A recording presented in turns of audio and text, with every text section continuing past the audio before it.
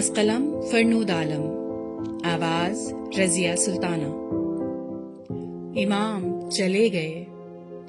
فکری رنگا رنگی اور انسانی تنوع کو دنیا کا حسن کہنے والے امام چلے گئے۔ ان کی بات تعلیم سے شروع ہوتی تھی اور تعلیم پر ہی ختم ہوتی تھی۔ انہوں نے سمجھایا، تعلیم، محنت اور صلاحیت نہ ہو تو کہیں پہنچانے میں رنگ اور عقیدہ تمہاری مدد نہیں کر سکتا۔ انسانی خدمت اور تعمیر و ترقی کے جو منصوبے وراثت میں ملے، امام نے انہیں خوب نبھایا۔ سچ یہ ہے کہ ان منصوبوں کو انہوں نے ایک بڑی اور ہمہ جہت فلاحی تحریک میں بدل دیا۔ امام کی اس تحریک نے عارضی، ماورائی اور خیراتی رویے تشکیل دینے کی بجائے وقار، استحکام اور پائیداری کو رواج بخشا۔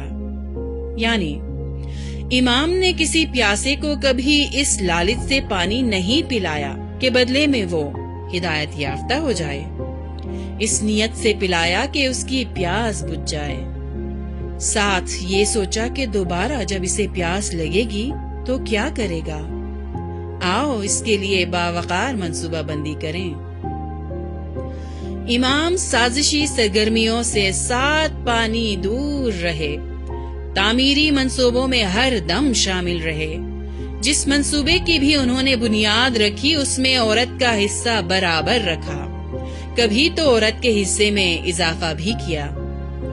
امام کے فرامین میں ہم آہنگی کا تکرار اور رواداری پر اصرار محض دکھلاوے کے لیے نہیں تھا۔ سچ یہ ہے کہ امن اور خوشحالی کے عدسے لگائے بغیر وہ دنیا کو دیکھتے ہی نہیں تھے۔ امام نے پیروکاروں کو ایسا ماحول دینے سے صاف گریز کیا جس میں اپنے مسلک سے وفاداری ثابت کرنے کے لیے دوسرے مسلک سے نفرت کرنی پڑے۔ تکفیریت کے گھناؤنے کھیل کی بجائے انہوں نے تکثیریت، پلورلزم کو پروان چڑھایا۔ امام نے پیروکاروں کو یہ مزاج دیا کہ سیاست صرف انسانوں سے رابطے کا ذریعہ ہوتی ہے، خدا سے رابطے کا ذریعہ فقط عبادت ہوتی ہے، اور یہ کہ عبادت ادا کی جاتی ہے، جتلائی نہیں جاتی۔ امام کی گفتگو سننا روحانی سی مشق لگتی تھی۔ ان کی آنکھیں اشتعال سے پاک صاف تھیں۔ گفتگو میں شکایتوں کے دفتر نہیں کھلتے تھے، امید اور امکان کی ایک وسیع دنیا کھلتی تھی۔ کسی بھی معاملے پر امام سے کبھی سوال ہوا تو فتویٰ دینے کی بجائے انہوں نے فقط رائے دی، وہ بھی اس احساس کے ساتھ کہ یہ غلط بھی ہو سکتی ہے۔ دھیمی سی ایک مسکراہٹ دائم ان کے چہرے پر رہتی تھی۔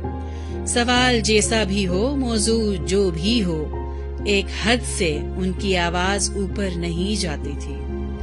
ان کی خاموش تصویر دیکھ کر بھی دل کو ایک تسلی سی ہوتی تھی، پانی کے ٹھنڈے اور صاف چشمے جیسے محسوس ہوتے تھے۔